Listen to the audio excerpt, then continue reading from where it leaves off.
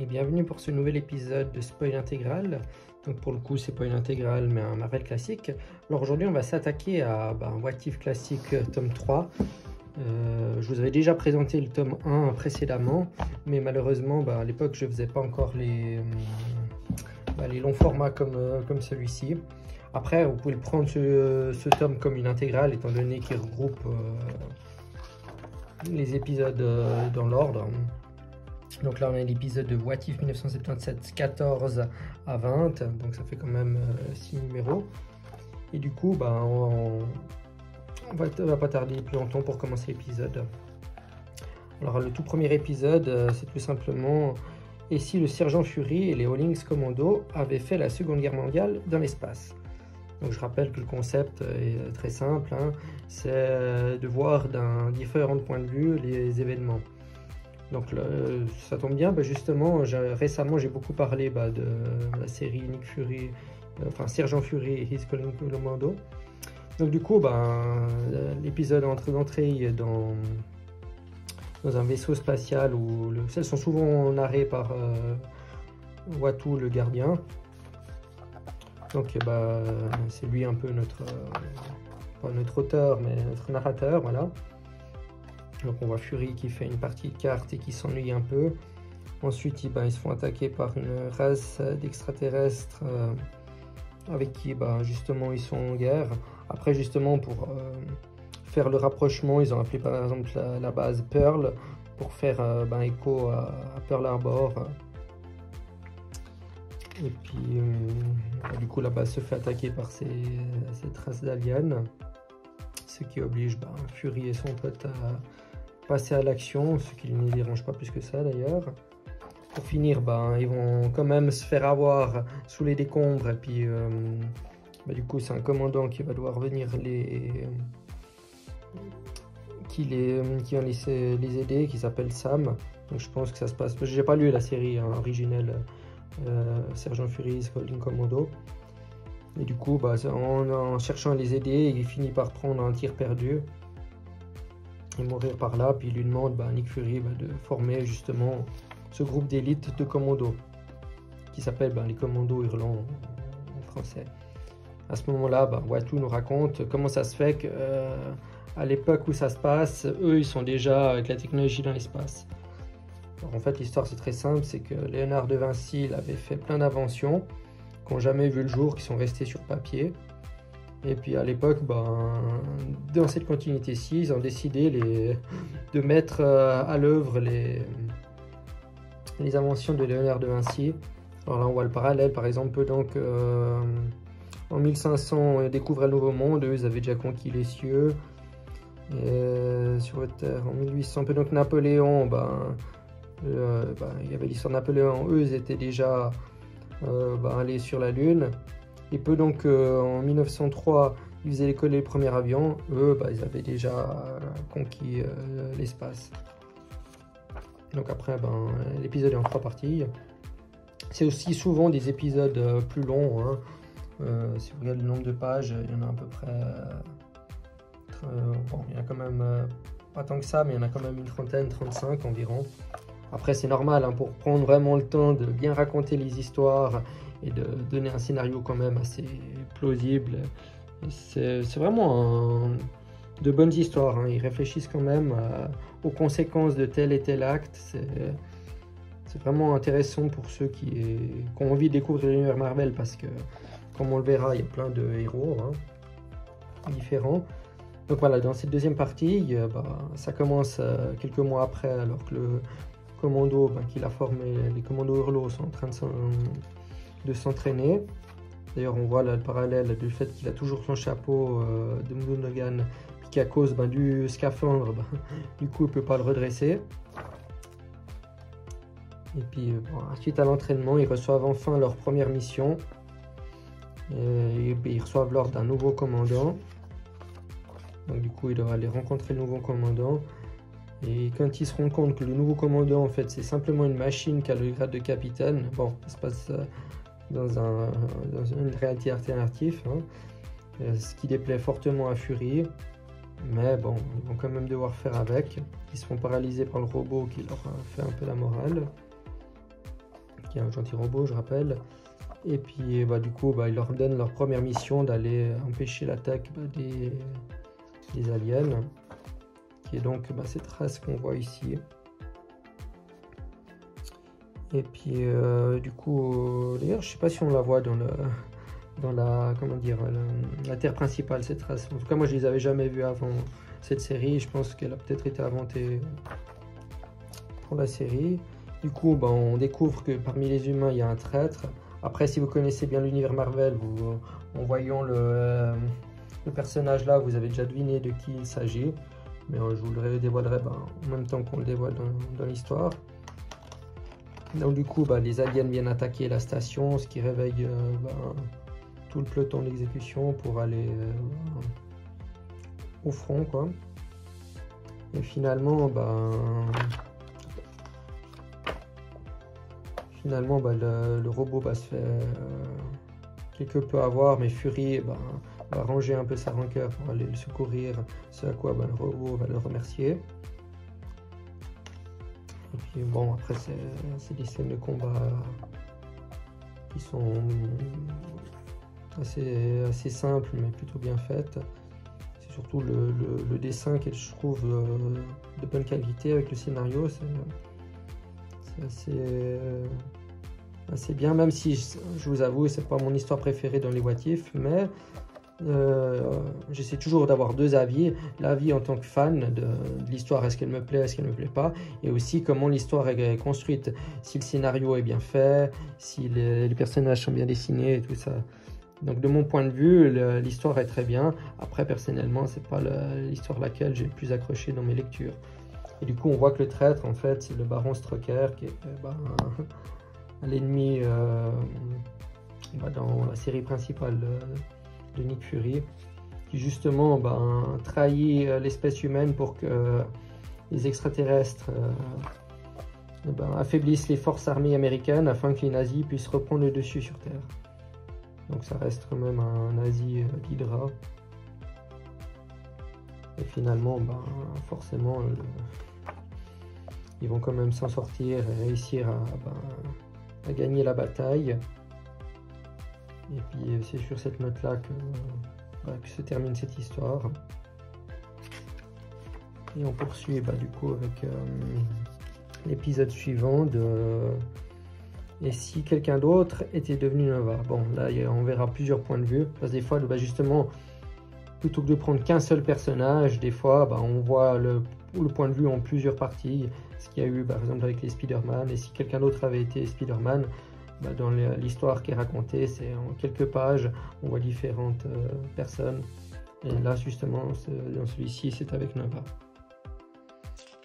Donc l'épisode, bien sûr, il s'ouvre en racontant un peu l'histoire de Richard Rider, le Nova originel que tout le monde connaît.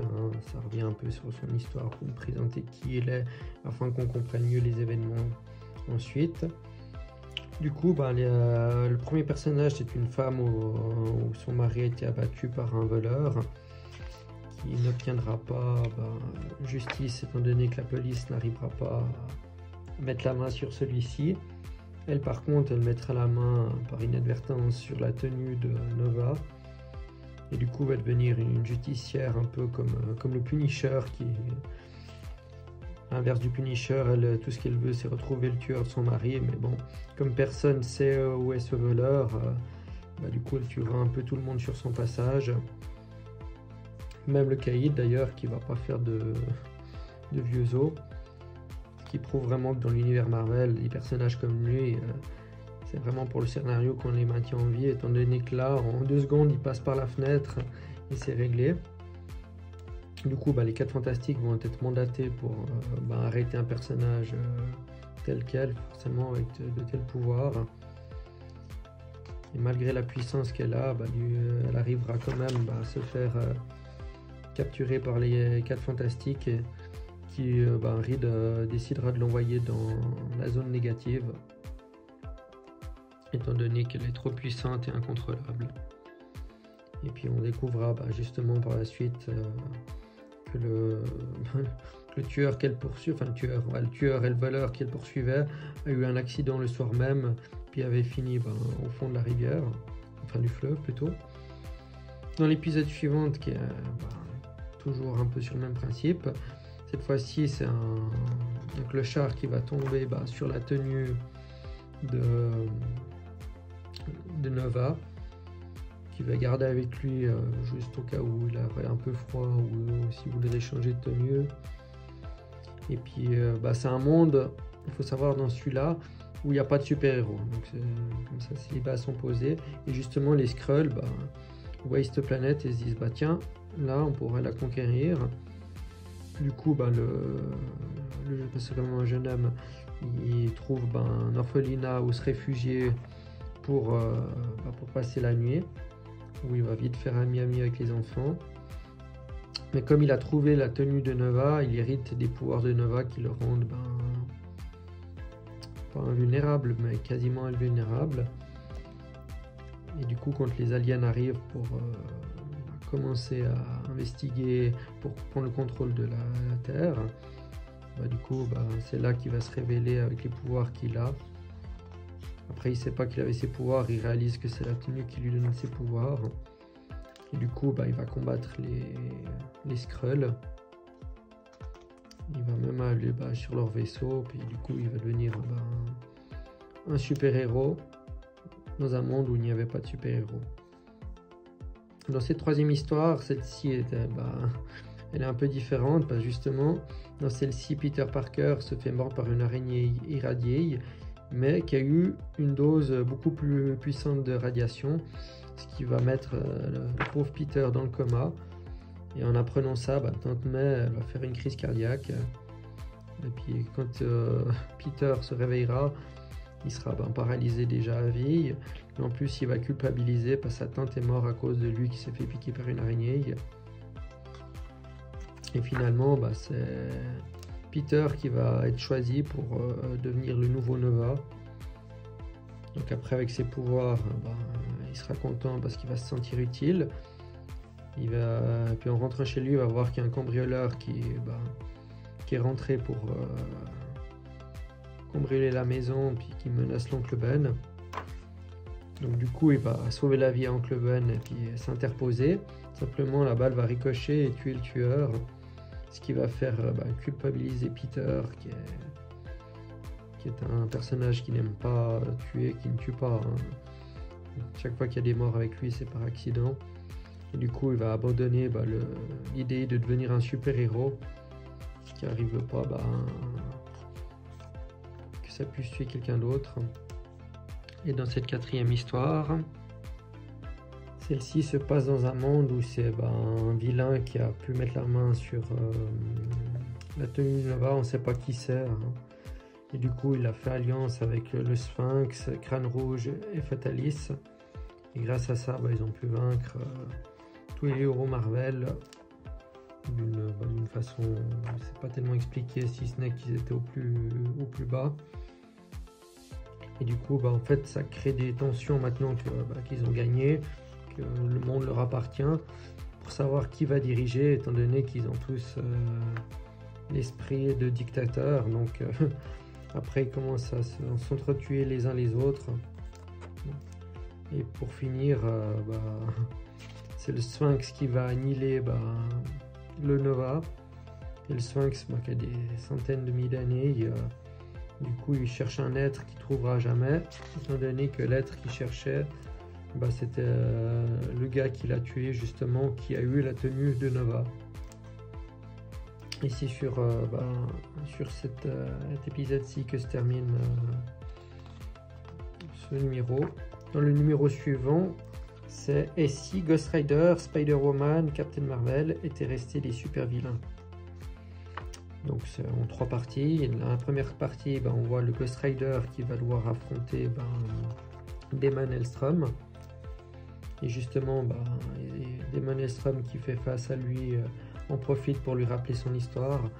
Donc l'histoire est plus ou moins similaire.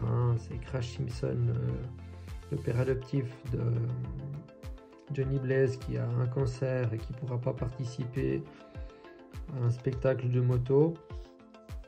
aussi, Johnny Blaze utilise un rite sataniste pour sauver la vie de Crash Simpson. Et puis Crash Simpson peut faire le spectacle, mais après au fil du temps Johnny Blaze s'éloigne de Roxanne et puis de Crash. Et puis finalement il y a Mephisto qui va venir réclamer son âme. Et quand il se transformera la première fois en Ghost Rider, il va par accident tuer Crash Simpson. Et du coup abandonner Roxanne, qui finira par comprendre qui était le Ghost Rider. Et du coup elle se met sur la trace de poursuivre le Ghost Rider pour essayer de sauver Johnny. Et finalement le Ghost Rider qui est en chasse va passer à côté d'une prison où il y a des gars qui s'évadent, qui vont finir carbonisés. C'est là que Roxanne va arriver pour s'interposer. Le Ghost Rider n'a pas l'intention de la tuer, mais comme elle insiste, elle finit quand même elle aussi carbonisée. Donc on montre les différences par rapport au Ghost Rider de la Terre 616. Il arrive même à tirer une larme du Ghost Rider, ce qui prouve que Johnny Blaze est toujours au fond du Ghost Rider, ce que le Ghost Rider nie face à Damon Hellstrom. Et du coup il décide de partir et de fuir le combat, mais Damon Hellstrom c'est le fils de Satan, donc il a quand même de puissants pouvoirs, et du coup il arrive à retirer le feu infernal du Ghost Rider, ce qui laisse le corps sans vie de Johnny Blaze, qui est mort comme ça. Puis dans l'épisode suivant, c'est celui qui est consacré à Spider-Woman. Donc pour cette deuxième partie qui se consacre à Spider-Woman, la trame suit plus ou moins l'histoire que vous pouvez découvrir dans l'intégrale de Spider-Woman, ces épisodes. La seule différence, c'est que dans les événements en cours, Jessica Drew, qui est l'identité de Spider-Woman, va tuer par accident Nick Fury. Et en fait, c'est une méchante, mais qui est plus une méchante liée par de la maladresse liée à ses pouvoirs qu'autre chose.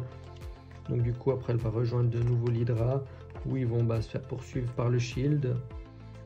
Dans la comtesse qui était amoureuse de Nick Fury, est très motivée pour arrêter Jessica, qui va passer en cour martiale.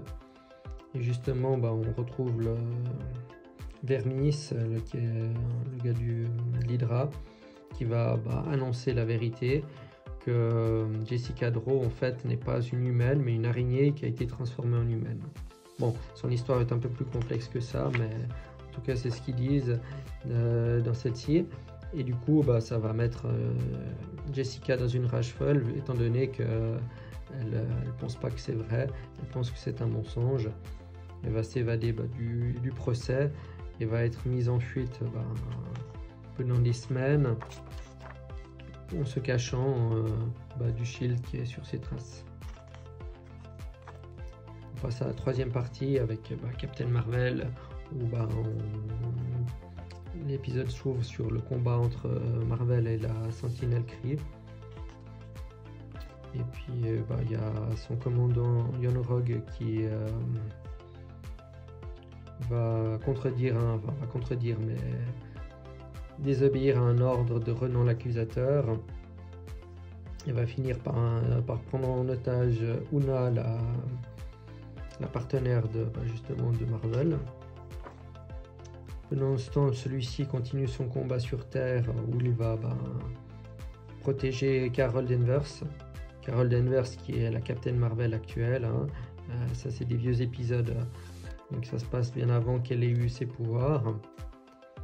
Et du coup, il va trouver une astuce pour se débarrasser de la Sentinelle, en faisant en sorte de changer la polarité de ses gants. Et puis du coup, elle va s'aimanter à la fusée qui va partir dans l'espace et qui débarrassera la planète de la sentinelle. Ensuite, il y aura un affrontement entre Mar-Vell et Yon-Rogg, qui ici arrivera à vaincre Yon-Rogg par le fait que celui-ci aura oublié de prendre une capsule pour pouvoir respirer sur Terre. Car oui, c'est des cris, donc ils viennent d'une autre planète où l'air n'est pas le même que la Terre 616. Là, c'est pas la Terre 616, mais vous avez compris. Et du coup, il va mourir étouffé. Et à la place, c'est Mar-Vell qui deviendra le dirigeant de la mission à la place de Yon-Rogg, ce qui change les événements. Alors honnêtement, pour revenir sur ces épisodes avant de passer au suivant, je trouve pas vraiment que les personnages sont des méchants. On va dire qu'ils sont pas devenus des super-héros tels qu'on les connaît. On peut pas dire que c'est des méchants non plus. C'est juste des épisodes vus différemment. Mais on voit bien que Jessica Drew, comme je vous l'ai présenté, Spider-Woman, c'est pas vraiment une méchante, c'est plus qu'elle est maladroite et puis qu'elle s'est mis les personnes à dos. Ghost Rider, lui aussi, il n'a pas été méchant non plus. Il a été méchant quand même, mais il a surtout essayé d'éviter de tuer des innocents. Puis il s'est fait tuer à la fin. Et puis lui, c'est pareil. C'est juste que Yon-Rogg a eu moins de chance dans cette continuité-ci et est mort un peu plus tôt. Donc on passe à l'épisode suivant, qui est un épisode qui m'intéresse assez. C'est « Et si le Docteur Strange était devenu un disciple de Dormammu ?» Donc dans ce numéro 18 de la série What If, le début nous raconte un peu l'histoire du Docteur Strange pour ceux qui ne le connaîtraient pas. Donc c'était toujours un médecin arrogant, il a eu un accident, il a perdu l'usage de ses mains, donc du coup il ne pouvait plus exercer.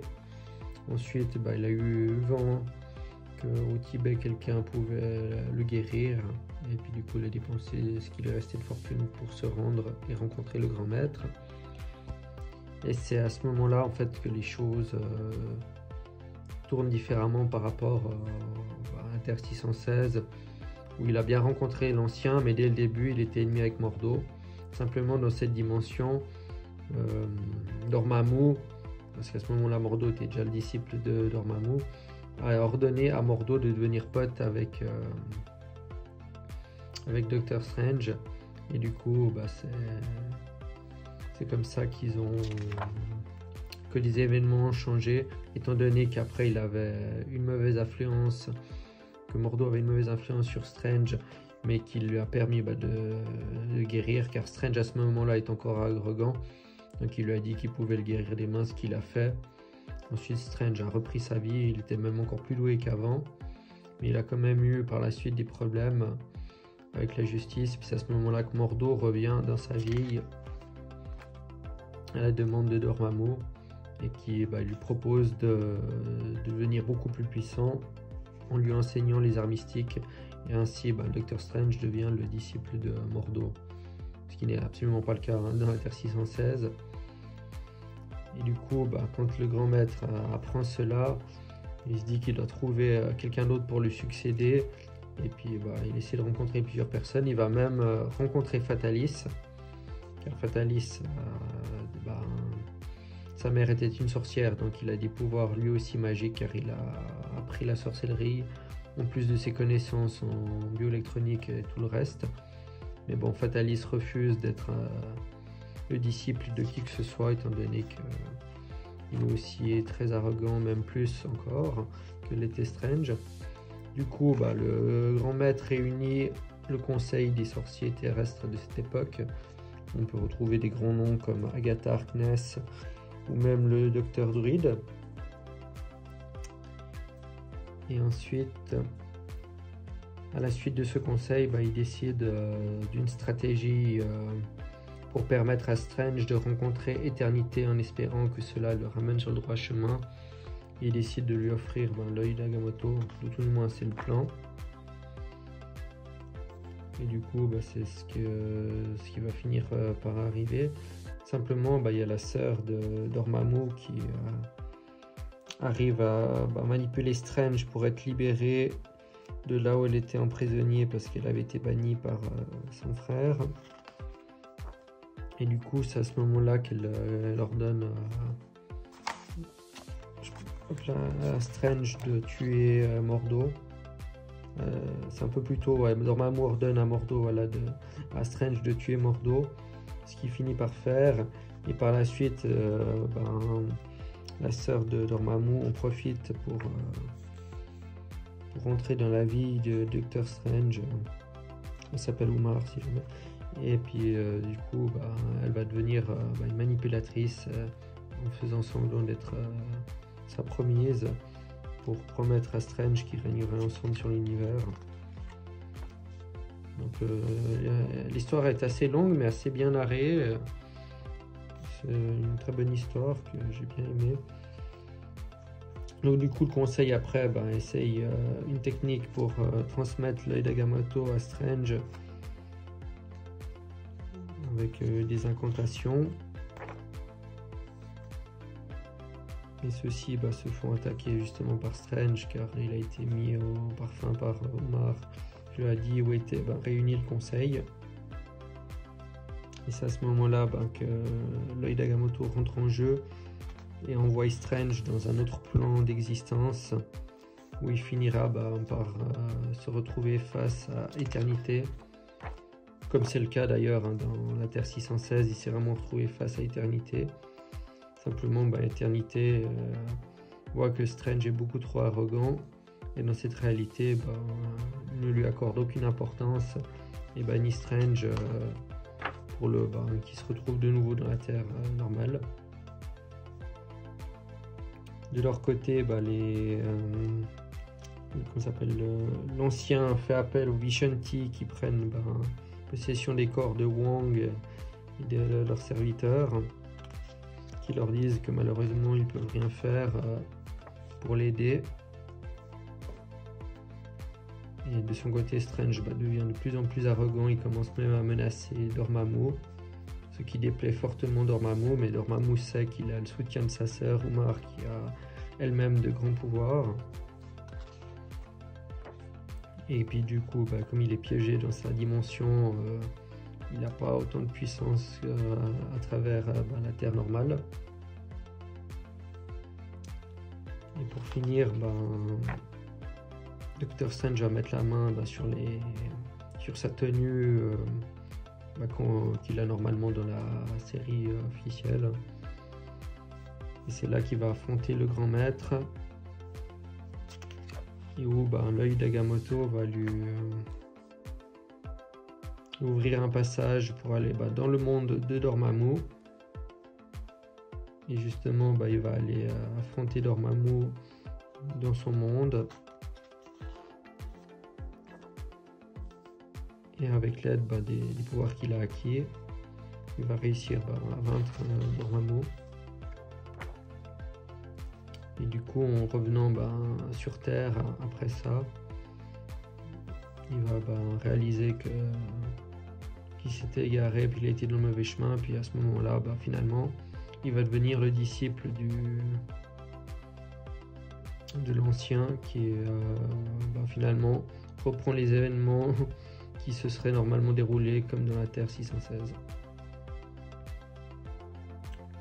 Donc dans cette histoire, au début, il nous raconte une histoire de Peter Parker telle qu'elle était dans le passé, donc dans la Terre 616, quand il n'a pas arrêté le voleur qui a tué Oncle Ben par la suite. Et du coup, sans perdre de temps, il raconte que cette fois-ci, il a décidé d'arrêter le voleur, simplement à la place de devenir un super-héros. Dans cette histoire, Spider-Man va devenir un visage public qui animera des shows télévisés dans un premier temps et qui se fera toujours détester par J. Jonah Jameson. Il finira d'ailleurs par annoncer à Tante May et à Oncle Ben qu'il est Spider-Man, ce qui va fortement le déplaire car Oncle Ben sait que Peter est très intelligent et qu'il est voué à un avenir meilleur que ça. Mais bon, ça déplaît fortement à Peter qui se dit qu'en fait il a déjà un travail qui paye bien en étant une célébrité.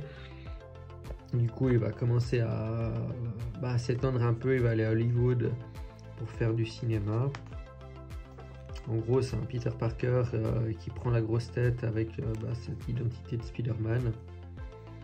De son côté, J. Jonah Jameson a toujours une contre lui par jalousie. D'ailleurs, les événements importants de Spider-Man, comme quand il a sauvé la vie du fils à J. Jonah Jameson, il se passe pas comme ça, donc du coup il perd son fils. Et puis pour citer comme événement, après il y a par jalousie, J. Jonah Jameson décide de mener une enquête pour trouver l'identité secrète de Peter Parker, qui va être révélée publiquement. Du coup, il va venir lui faire des menaces au bureau et le mettre un peu dans l'embarras pour qu'il comprenne qu'il faut les laisser tranquilles. Ensuite, Peter Parker va se mettre en tête que vu qu'il est célèbre avec son costume de super-héros, il va franchiser un peu la chose, puis il va aller recruter les 4 fantastiques qui sont pas spécialement chauds, mais qui vont quand même accepter pour questions financières et améliorer leur image, de collaborer de temps en temps avec Spider-Man. Il fera pareil avec les Avengers, les X-Men. Puis ce qui est drôle, c'est qu'il va même racheter la maison d'édition Marvel, où on voit Stan Lee et Jack Kirby. De son côté, il y aura Daredevil qui va commencer dans cet univers à faire son entrée en scène. Et Peter va essayer de le convaincre, mais Daredevil qui fait ça pour le crime et non pour l'argent, va quand même accepter qu'il le relook un peu pour améliorer son image. Ce qui m'a fait très rire d'ailleurs quand j'ai vu cette tenue de Daredevil habillée comme ça, avec la fourche, c'est assez comique, faut dire. Donc finalement, Daredevil gardera simplement le costume rouge, sans cette cape et cette fourche. De ce côté, on voit que Peter Parker, il n'a pas vraiment la même tête que dans les autres univers, parce que du coup, ça devient une personne assez arrogante, avec ses pouvoirs et puis sa notoriété. Et puis il va attirer des problèmes à J. Jonah Jameson, car celui-ci a toujours une dent contre lui et lui mène un peu la vie dure avec son journal. Alors il décide de monter un coup contre lui pour faire croire que c'est un criminel, étant donné que dans la Terre principale, Foswell, donc un des journalistes qui bosse pour le Daily Bugle, en fait c'est un des maîtres du crime de New York. Et du coup il fait croire que J. Jonah Jameson était complice et il savait tout, ce qui n'est pas le cas, mais comme il y aura des preuves accablantes, il va se faire condamner. Et par la suite, on voit Foswell qui est en prison. Par la suite, il va devenir un criminel. Et du coup, il va créer un gang assez connu du tisseur. Il va créer les Sinister Six. Donc du coup, entre-temps, je raconte un peu en mode accéléré, Spider-Man a engagé Daredevil comme garde du corps, où il va comprendre à un moment qu'il se fait attaquer par l'un des ninjas quand il s'entraîne, qui n'est autre que Kraven. Et c'est à peu près à ce moment-là que du coup les Sinister Six vont faire leur rentrée, car quand ils vont voir leur conseil d'admission, Daredevil va sentir qu'il y a une odeur de latex, puis que les gars en fait ils sont masqués, ce que Peter ne remarquera pas. Et c'est là que les Sinister Six se feront attaquer, vont attaquer plutôt Spider-Man. Et grâce à Daredevil, Spider-Man, parce qu'en fait lui il s'est toujours battu, mais pour du cinéma, donc il s'est jamais battu en vrai, donc il a un peu peur d'attaquer. Mais après Daredevil lui fait remarquer qu'il a une super force, donc il a les moyens de se défendre sans trop se faire mal. Pour finir, c'est là qu'il décide d'attaquer justement et de combattre les Sinister Six pour découvrir leur chef, après avoir battu Mysterio, l'homme sable. Et puis du coup dans le combat, Daredevil va se faire tuer à la place de Oncle Ben dans la Terre 616, Et c'est cet événement là qui fera de ce Spider-Man un vrai Spider-Man, et quand il verra que le chef c'était J. Jonah Jameson et que s'il est devenu méchant, c'est parce que lui a ruiné toute sa vie. Et alors, c'est un peu cet événement qui fera que ce Peter Parker deviendra comme celui de la Terre 616. Et ensuite, pour l'événement suivant, qui raconte justement un event Marvel de la guerre Kree-Skrull, c'est « Et si les Avengers avaient combattu dans la guerre Kree-Skrull sans Rick Jones ?» Et on démarre tout de suite cet épisode. Donc comme je n'ai pas lu cette histoire pour l'instant, ça va être dur pour moi de vous dire ce qui change par rapport à l'histoire originale, mais c'est essentiellement en fait au début, au fait que Rick Jones sera tué dans l'histoire. Donc là il nous raconte un peu l'histoire des Kree et des Skrulls qui se battent depuis des milliers d'années, et puis du coup ça reprend les événements de cet événement Marvel.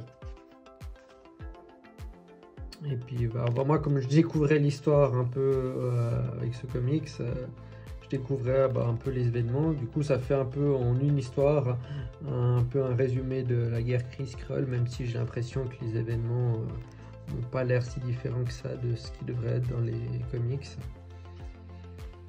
Donc du coup Rick Jones est normalement kidnappé et après les Avengers vont le sauver. Mais là apparemment il est tué, donc du coup les Avengers vont chercher à le venger. Et on voit que par exemple il n'y a pas que Rick Jones qui a été kidnappé, il y a aussi la Sorcière Rouge et puis Vif Argent. Et comme Vision à cette époque-là n'était pas encore avec la Sorcière Rouge mais était déjà amoureux d'elle, il est assez insistant avec les Skrulls pour trouver des informations pour aller justement la localiser et la sauver. C'est une histoire assez dynamique, il y a pas mal d'action quand même.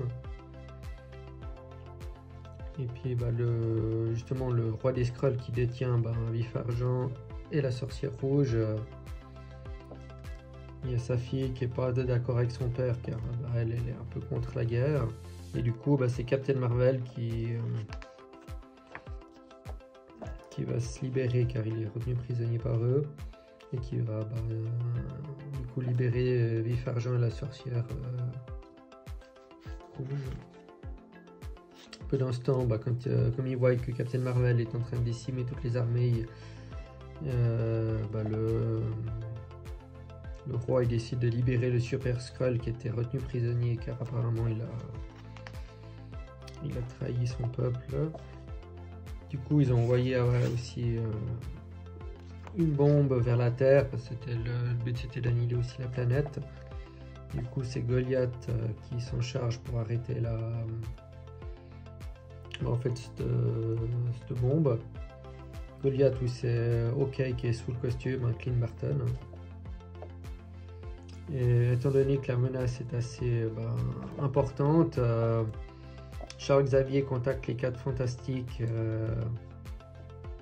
les X-Men, forcément il fait partie des X-Men, mais 4 Fantastiques, Namor, Spider-Man, par exemple Black Panther, Daredevil, les Inhumains, et Fatalis et même Hulk, justement pour faire front commun pour arrêter cette guerre Kree-Skrull pour pas que la planète en fasse les frais, étant donné qui vit dessus forcément. Il y a le Shield aussi, c'est naturel. Et du coup le vaisseau du Shield sera attaqué par une armada de Skrull. Et puis après il y a des combats entre les Avengers, et puis c'est surtout les Skrulls qui sont mis en avant. C'est une guerre Kree-Skrull, mais c'est plus les Skrulls qui sont présents que les Kree dans cette histoire.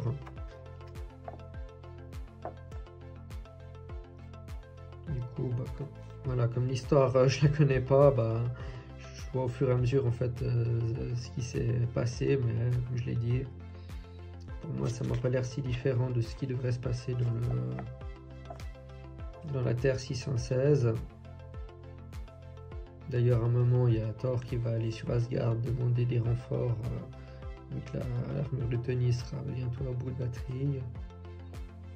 Ils vont se séparer en 2 équipes, pendant que Captain America et Vision vont essayer d'aller retrouver la sorcière rouge et Fif Argent. De son côté, le Rick Jones qui a été tué par Ronan au début de l'épisode va fusionner avec le World Mind, donc l'esprit de l'écrit, l'esprit collectif. Le World Mind espère pouvoir tirer des informations de Rick Jones, ce qu'il n'arrivera pas à faire malgré tout.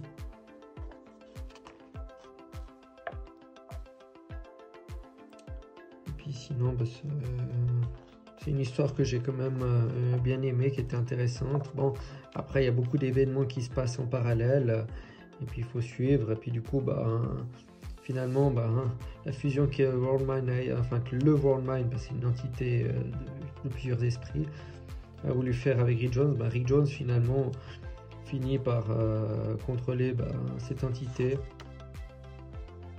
ce qui était peut-être pas une si bonne idée pour eux du coup. Et puis après Renan, lui, quand il comprend ça, du coup il devient impuissant face à l'esprit de Rick Jones qui est là-dedans. Et puis du coup la guerre finit par se faire éviter grâce à l'intervention des Avengers, des 4 Fantastiques et puis de différents personnages. Et surtout grâce à Captain Marvel, qui du coup sait que le World Mind est devenu Rick Jones.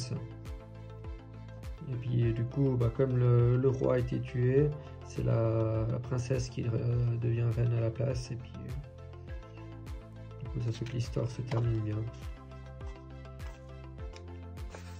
Comme j'ai dit, c'est une histoire quand même qui reprend des épisodes, plusieurs épisodes, je crois 6 ou 7 épisodes chez les Avengers. Donc c'est un peu dur à tout résumer en une fois. Et surtout, on n'a pas connu l'histoire de base, mais c'était quand même une histoire intéressante dans ce volume. Donc justement, on a différentes histoires. C'est un volume que j'ai bien aimé, c'est toujours intéressant de voir des histoires de différents points de vue, même si certaines sont plus intéressantes que d'autres. Mais dans tous les cas, je vous recommande fortement cette série car elle est de bonne qualité. Il y a beaucoup de grands auteurs qui y participent. Les scénarios sont quand même très recherchés. C'est pas juste un simple et si, il y a quand même une réflexion derrière.